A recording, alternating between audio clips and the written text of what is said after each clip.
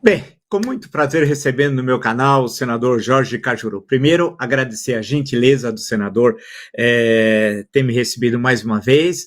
Os que acompanham o canal, os nossos seguidores, adoram o senador Jorge Cajuru, porque ele não tem papas na língua, como eu te dizia antigamente. Muito obrigado, então, senador, por ter aceito primeiro o meu convite. Muito obrigado mesmo. Eu que agradeço. Sim. E eu que agradeço o jornalista e historiador mais culto do Brasil, meu respeito sempre, e o meu prazer de dividir em mão dupla com o seu gigantesco público mais essa oportunidade rara no jornalismo brasileiro, Vila.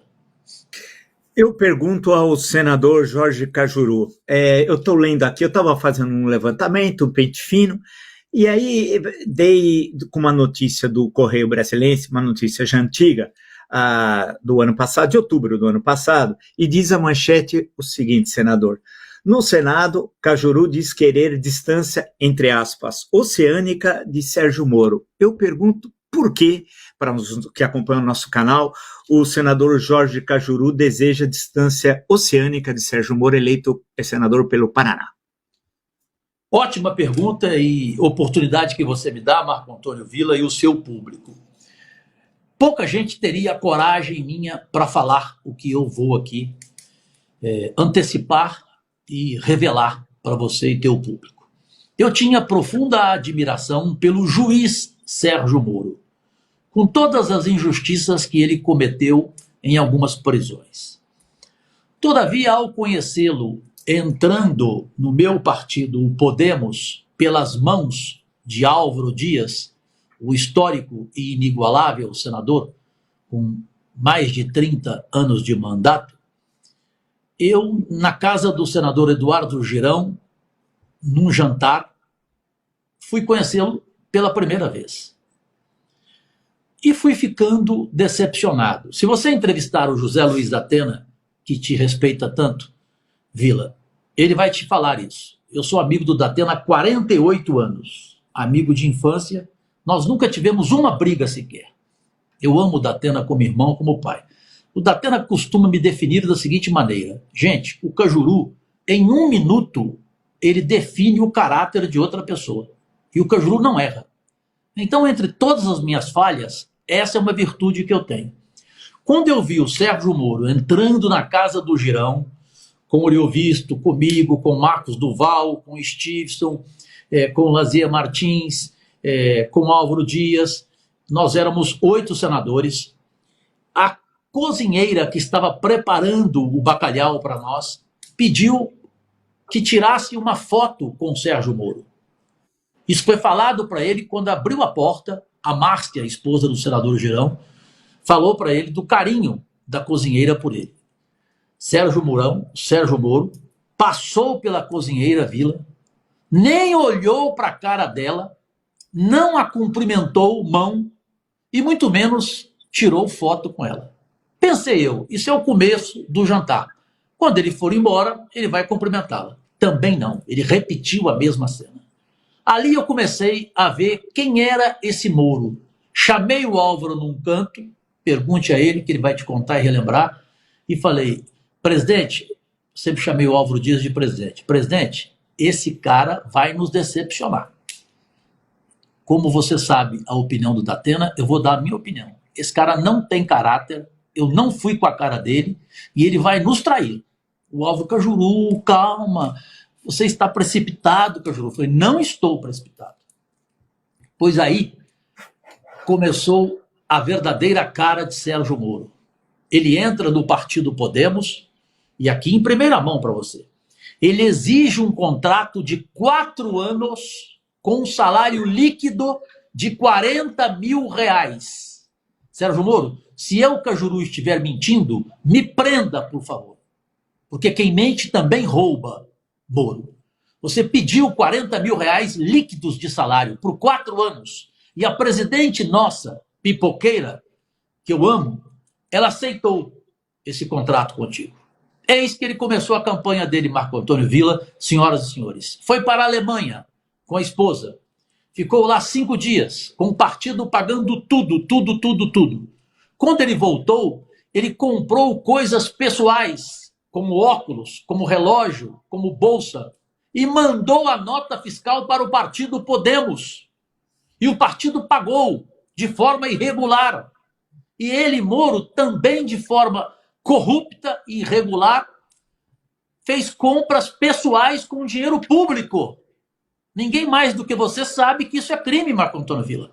Então eu conheci quem é Sérgio Moro. Por isso que eu disse na tribuna do Senado que de todos os senadores que vão chegar, o único que eu não quero nem cumprimentar e pedir a ele que não estenda a mão para mim, porque ele ficará com a mão no ar, sou eu. E falei, até porque, Moro, eu conheço tudo de você, inclusive o seu preço. O preço é o que eu acabo de relatar a você em primeira mão para todo o Brasil. Até porque nunca um jornalista da sua credibilidade perguntou isso para mim. Até porque o Brasil tem poucos jornalistas de credibilidade e, especialmente, o Brasil tem poucos jornalistas que sabem perguntar. O Brasil não tem mais Paulo Francis, o Brasil não tem mais Cláudio Abramo. Essa é a verdade. Então a gente tem um Marco Antônio Villa e algumas outras exceções. Desculpe me alongar, mas você me fez uma pergunta que provocou eu dizer ao público a verdade dessa minha declaração e do que eu passei a pensar de Sérgio Moro. Concluo. Quero distância oceânica desse cara. Eu perguntaria ao senador, fazendo também uma pesquisa aqui na internet e acompanhando o Twitter do senador Jorge Cajuru, eu ia falar primeiro do novo governo, mas primeiro eu quero recortar a questão do que tudo indica será presidente da Petrobras, o senador, não vou chamar de esse, porque ele está no exercício, Jean Paul Prats, do Rio Grande do Norte. E eu vi a opinião do senador, eu acho isso muito importante, porque esses primeiros dias, claro, você tem os especuladores na Bolsa, tem tudo aquilo, né? A Bolsa sobe um dia, cai no outro, aí vem a questão do preço dos combustíveis, que para nós é um tema muito sensível num país de dimensões continentais e que depende do transporte rodoviário. Qual a sua opinião, senador Jorge Cajuru, do futuro, tudo indica, provável, presidente da Petrobras, Jean Paul Prats? Marco Antônio Villa e meus únicos patrões. Jean Paul Prats é acima da média no que tange a sua qualificação para esse relevante cargo da presidência da Petrobras. Não há ninguém mais preparado do que ele. Muita gente do PT pensava em Roberto Requião, também qualificado. Eu adoro o Requião. Agora, longe de um Jean Paul Prats, que estuda, que vive exclusivamente esse prazer que ele tem, essa meta que ele tem e que sonhava ser presidente da Petrobras. No entanto, Villa, sem euforia, porque eu vi muita gente esperando ser anunciado ou anunciada como ministro ou ministra e numa alegria enorme, numa alegria carnavalesca. Aceitava o cargo com as exigências que o Lula fizesse. Já o Jean Paul não. Ele disse que demoraria muito para conversar com o presidente Lula e para aceitar as condições do trabalho dele e a independência dele em função do que ele pensa, do que ele planeja para a presidência da Petrobras. Eu não tenho nenhuma dúvida. Ele será o maior presidente da história da Petrobras. Nenhum outro nome o Lula acertou tanto quanto este. Talvez eu o compare com aquele que eu sei que você gostou do pronunciamento dele, dos direitos humanos. É o Silvio, não é isso? Silvio Almeida. Para mim, o melhor pronunciamento disparado das posses, um cara preparadíssimo, ele deu um banho. Agora, o Jean Paul está à frente, é o melhor nome do ministério de Lula, e eu tenho certeza, ele não vai decepcionar, primeiro a ele. É um homem sem nenhuma vaidade, de uma simplicidade impressionante, muito bem casado, um bom marido, um bom pai. A esposa dele é minha amiga pessoal, a Muriele. Portanto, eu falo assim, com a maior tranquilidade é muito difícil falar isso no mundo de hoje, especialmente político, de botar a mão no fogo por ele e saber que a minha mão não vai ser queimada, Vila.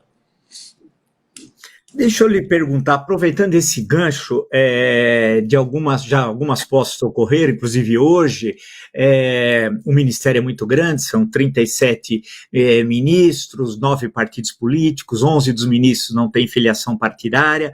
Eu perguntaria ao senador Jorge Cajuru, qual é a sua avaliação do que poderá ser, nós não sabemos, claro, mas o que poderá ser o governo Lula e qual vai ser sua posição como senador por Goiás em relação a esse governo? Bom, sobre o ministério, o Lula foi muito feliz. Tenho que lembrar e ser justo, o presidente Bolsonaro, quando escolheu o seu ministério, também acertou na maioria das pastas. Ele acabou se perdendo depois, por vaidade, rompeu com o Mandetta da Saúde, que seria, para mim, o melhor ministro da Saúde da história do país, superaria o José Serra, até então o melhor para mim. E eu espero que o Lula não cometa os erros do Bolsonaro, que acabou perdendo alguns ministros por excesso de disputa, né? De disputa totalmente pessoal, né? Aquela coisa da inveja. A inveja é o mau hálito da alma, né? A inveja, eu costumo dizer, Vila, a inveja é o único sentimento que ninguém confessa. O sujeito confessa traição, confessa tudo. Inveja, ele não confessa. E o Bolsonaro é invejoso. Essa é a verdade. Essa depressão toda que ele está, que ele vive, é pela inveja que ele tem. Hoje ele morre de inveja do momento que o Lula vive, da posse emocionante que o Lula apresentou ao país. Quer você goste do Lula ou não.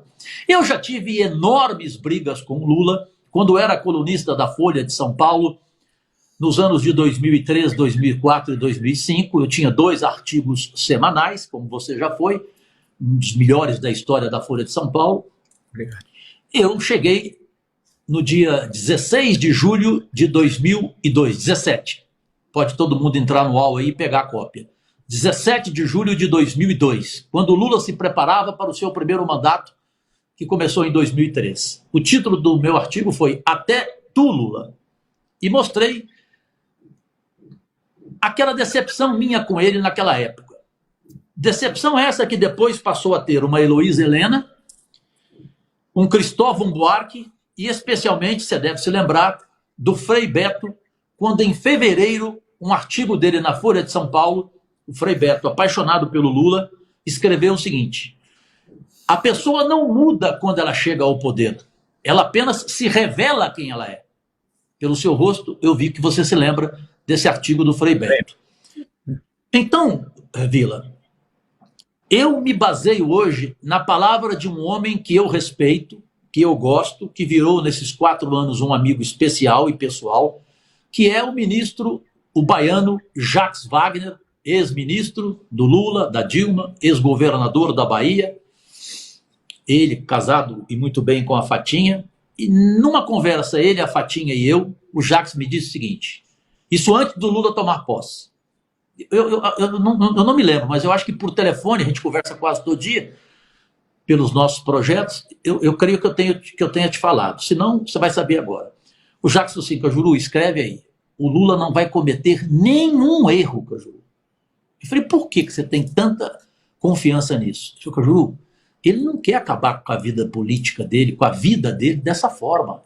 Ficar desmoralizado, sofrer um impeachment, como a Dilma, e ter um fim melancólico.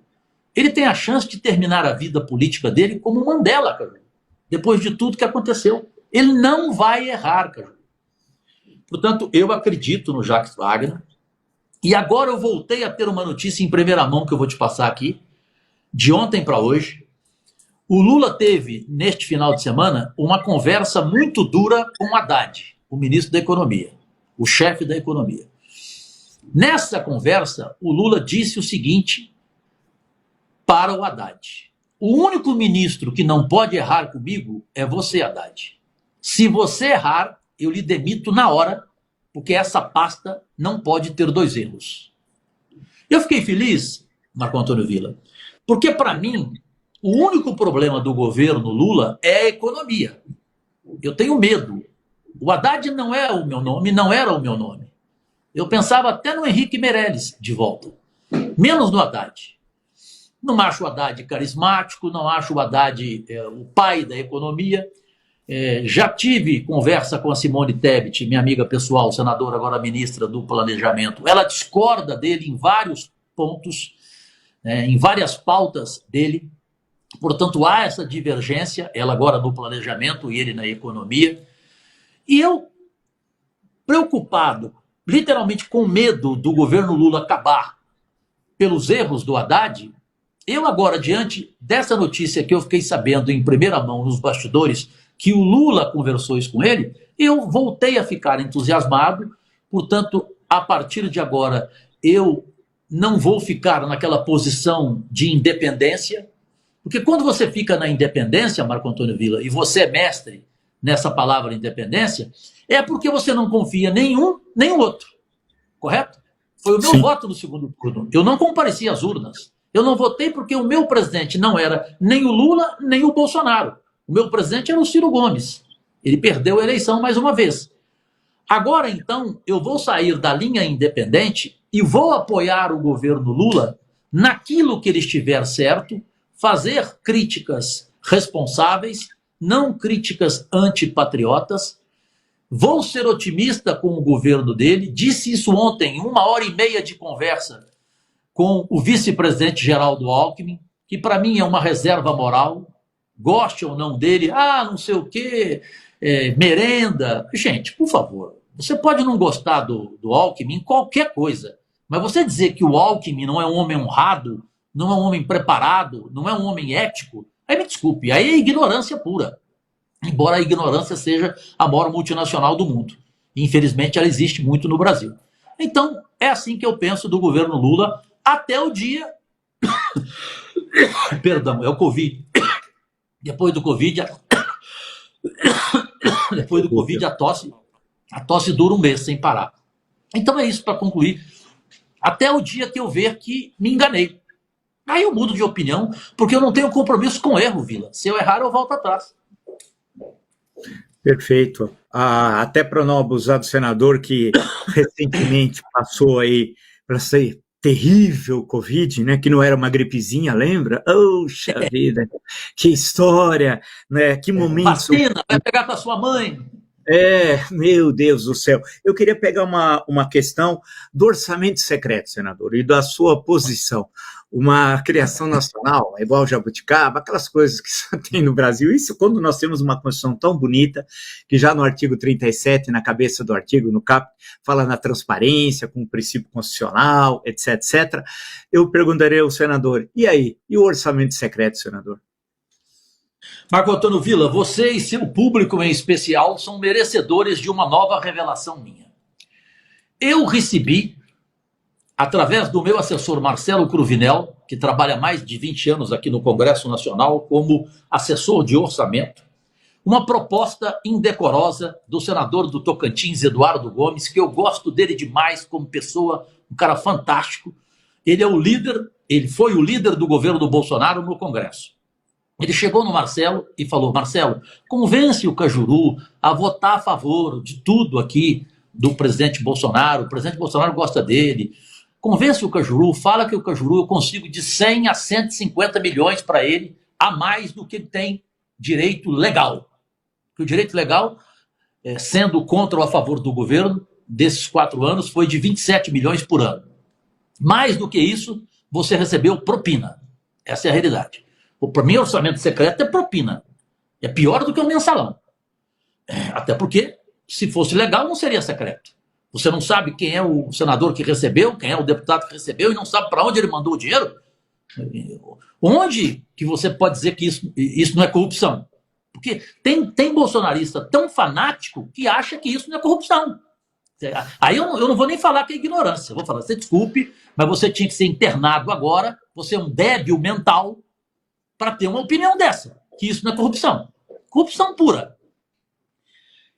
Eu cheguei no plenário, 2 dias depois, procurei o Eduardo, falei, Eduardo, eu gosto de ti, mas eu vou dizer aqui na tribuna que você fez essa proposta para mim. Não, Cajuru, pelo amor de Deus, eu fiz, porque a gente precisa do teu apoio. Eu falei assim, me desculpe, eu nunca vou aceitar 1 centavo a mais do que eu tenho direito. O que eu posso conseguir a mais é indo no Ministério da Saúde, da Educação, e pedindo o investimento para o estado de Goiás, que orgulhosamente eu represento. Agora, o dinheiro do orçamento secreto, você vai ter aqui a minha crítica na tribuna constantemente. Para mim, foi o maior escândalo do governo Bolsonaro, assim como foi o mensalão com o Lula.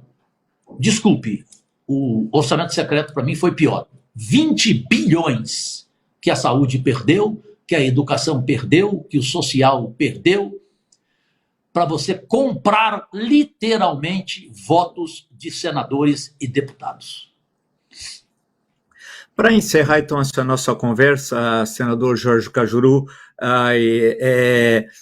como é que o senador desenha o futuro a curto prazo, claro, acompanhando aí, estando aí no olho do furacão que é Brasília, no Congresso Nacional, como senador por Goiás, tem mais 4 anos de mandato, o futuro a curto prazo aí do seu estado, que o senador tão bem representa o estado de Goiás e do Brasil, para a gente fechar a nossa conversa de hoje. Jornalista referencial Marco Antônio Villa. Eu conversei muito com o vice-presidente da República, Geraldo Alckmin, ontem, e ele fez um compromisso comigo e falou: você pode divulgar o compromisso, e eu estou aqui dando a primeira entrevista depois da conversa com o Alckmin para ti, e vou lhe contar. Eu estou preocupado como representante de Goiás em função da relação entre Lula e Caiado. Ronaldo Caiado e Lula são água e azeite. E o Ronaldo Caiado bateu muito no Lula, bateu pesado. E tem aquela frase: quem apanha não esquece. E tem aquela outra do Leonel Brizola, que você bem se lembra, que ele dizia: alguns políticos guardam o rancor no freezer, literalmente no freezer. E o Lula guarda, o Lula é rancoroso. Pode ter certeza que o Lula é rancoroso. Não vem com essa conversa que o Lula é um homem de Deus, que o Lula esquece. Não esquece.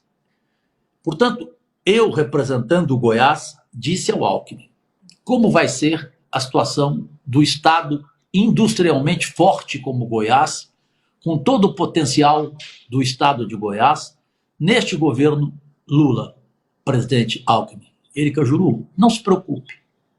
Goiás vai ser atendido da melhor forma possível, como merece. Eu só preciso que você seja, Cajuru, o intermediário. Que você esteja sempre junto nas principais conversas e nos principais pedidos, nas principais solicitações, honestas, evidentemente, para o estado de Goiás, na saúde, na educação, na economia, no agro, na indústria. E eu fiquei muito feliz de ouvir isso do Alckmin. Eu vou exercer esse papel com o maior prazer. Primeiro porque eu amo o Ronaldo Caiado, somos amigos há 35 anos. Ele nem político ele era. Somos amigos pessoais. As 2 filhas do Caiado me chamam de tio. A esposa dele me chama de irmã. Então eu jamais vou deixar o Caiado nessa situação. É isso que eu vou fazer, é a minha obrigação, e espero que o Lula faça o mesmo com, por exemplo, o Romeu Zema em Minas Gerais. Que ele, nesses dias, deu uma entrevista, ele falou: não conheço esse cidadão. Eu te pergunto, Vila, quando um presidente da República é perguntado sobre um governador de Minas Gerais, o segundo maior colégio eleitoral do Brasil, ele fala: eu não conheço esse cidadão, isso é mágoa ou não? Claro que é mágoa. Agora, ele tem que entender que a população de Minas não tem nada a ver com a relação deles. Ela tem que ser atendida e ponto final. Penso, então, que ele vai ter que fazer o mesmo e que ele encontre, assim como o Alckmin já encontrou em mim, esse intermediário no estado de Minas Gerais, para que ele não sofra nenhuma retaliação. Mais culto, jornalista e historiador do Brasil, Marco Antônio Villa. Queria agradecer muito mesmo ao senador Jorge Cajuru, essa nossa primeira entrevista. Eu digo a nossa primeira entrevista esse ano, que eu espero ter aqui no canal mais oportunidades de encontrar com o senador, que é sempre muito solicitado pelos seguidores do canal e pela forma como o senador se expressa de forma livre, transparente, sem passar por aqueles filtros da política tradicional, né, de evitar de dizer que o céu é azul. Se o céu é azul, nós temos que dizer que o céu é azul, né? Não podemos dizer que o céu é de outra cor. Então, isso é verdade, né? Colocar sua posição com esses princípios republicanos, né? E quando erra, reconhecer o erro, quando acerta, colocar as questões que são importantes para o seu Estado, para o seu Brasil. Então, queria agradecer muito o senador, desejar um excelente 2023 a ele, a todos os eleitores de Goiás, a sua família e a todos que acompanham o nosso canal, já que nós estamos fazendo aí a primeira entrevista desse ano e estamos, creio,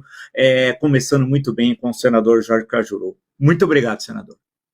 Bom, primeiro é um privilégio ser a sua primeira entrevista em 2023 e sobre o ano eu desejo fortemente e sinceramente a você, a sua esposa, a sua filha e ao seu público em especial um 23 mais justo, mais amoroso, mais vitorioso do que foi 2022 e principalmente com muita saúde e objetivamente dizer o seguinte, Marco Antônio Villa, eu tenho 61 anos de idade, com 40 anos de carreira nacional na televisão brasileira. Eu, Jorge Cajuru, dei entrevista para todo jornalista que você imaginar na vida. Todos. E nunca eu fui tão bem entrevistado como eu sou sempre por você.